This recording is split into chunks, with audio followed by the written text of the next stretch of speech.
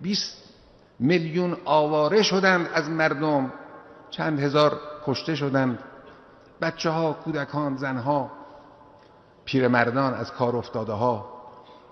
این مردم امروز به آب احتیاج دارند، به غذا احتیاج دارند، به لباس احتیاج دارند، به سرپناه احتیاج دارند،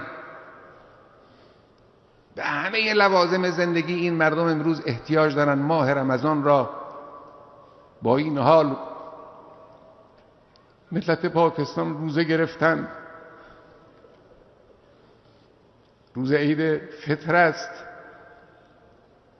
روز اجتماع است، روز امت اسلامی است.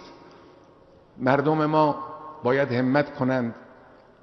کمک هایی کرده است دولت جمهوری اسلامی، بعضی از مردم کمک هایی کردند، لکن اینها کافی نیست. بیشتر باید کمک کنیم. این وظیفه همه ماست. این مسئله مهمی است. البته ما نگرانی داریم از بی‌ثباتی سیاسی پاکستان. قدرت‌های متجاوز و سلطه طلب از این وضعیت دارن استفاده میکنن، فرصت طلبها دارن استفاده میکنن، سوء استفاده میکنن. بعضی از دولت‌های متجاوز میخوان پاکستان رو تبدیل کنن به پادگان نظامی خودشون. اینا هم هست.